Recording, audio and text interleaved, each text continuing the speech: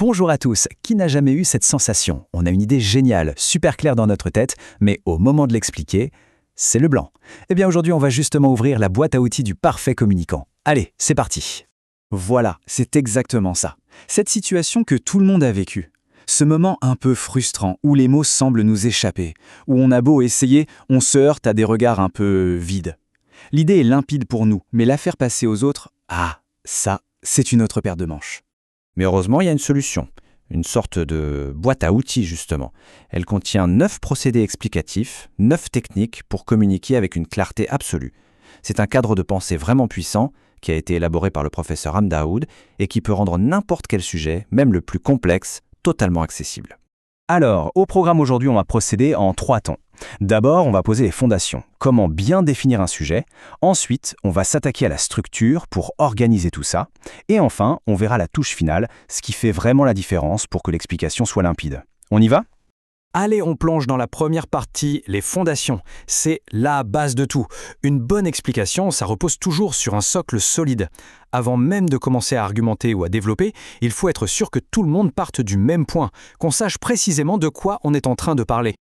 Et le tout premier outil, le plus basique mais aussi le plus essentiel, c'est la définition. C'est tout simple. Il s'agit de donner le sens précis d'un mot. Par exemple, un smartphone, c'est un appareil mobile qui... Voilà, c'est direct, c'est clair et c'est vraiment la pierre angulaire de n'importe quelle explication. Juste après la définition, on a la caractérisation. Là, on ajoute de la couleur, de la vie, des détails. Si on veut, la définition, c'est un peu le squelette, eh bien la caractérisation, c'est la chair qu'on met autour. On dit plus juste une voiture, on dit une voiture électrique, silencieuse et compacte. On utilise des adjectifs et tout de suite l'image devient beaucoup plus nette. Troisième outil de nos fondations, la dénomination. Ça consiste tout simplement à donner le nom officiel, le nom technique à quelque chose.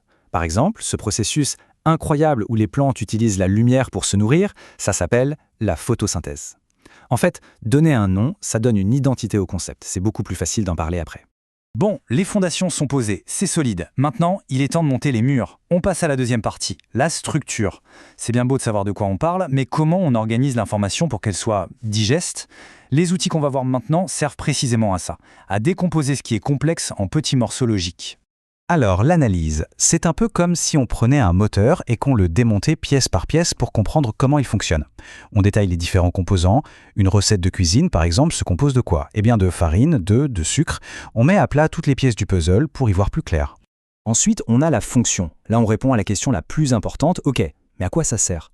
C'est un procédé super important. Un marteau, ça sert à planter des clous. Un thermostat, ça permet de réguler la température. En expliquant la fonction, on donne un sens, une utilité concrète à ce qu'on décrit. Et voilà l'énumération, c'est tout simplement le fait de lister des choses de façon ordonnée.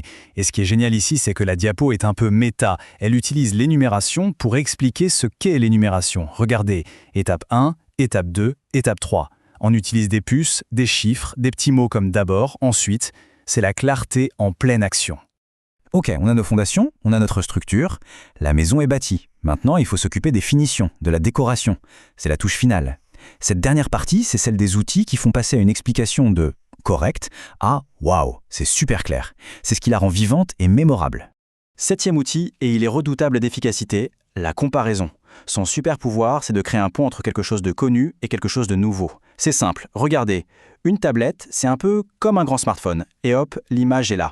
On peut ensuite ajouter les différences. Contrairement au smartphone, elle n'a pas toujours la fonction appel. Ce pont mental, ça facilite la compréhension de manière quasi instantanée. Ensuite, l'outil numéro 8, l'illustration. Autrement dit, l'exemple. C'est peut-être le plus efficace de tous. Quand une idée est un peu abstraite, la première chose qu'on demande, c'est « tu peux donner un exemple ?» Plutôt que de parler du concept abstrait de mammifères marins, on dit, par exemple, la baleine ou le dauphin. Et là, tout de suite, l'idée devient concrète, elle prend vie. Et pour finir, notre 9e et dernier outil, la reformulation. C'est un peu la ceinture de sécurité de l'explication. C'est l'art de dire la même chose mais avec des mots différents, souvent plus simples.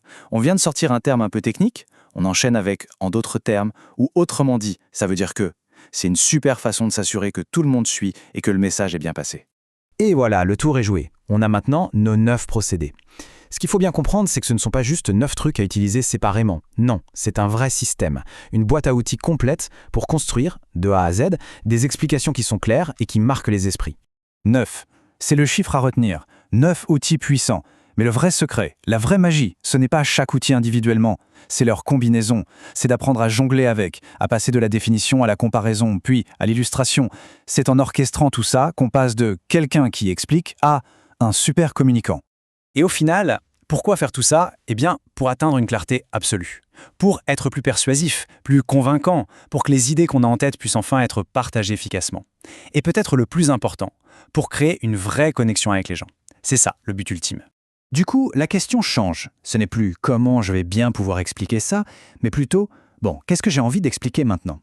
Avec ces outils en main, n'importe quel sujet complexe n'est plus un mur, c'est une opportunité. Alors la vraie question pour finir, c'est quelle sera la première idée à rendre limpide?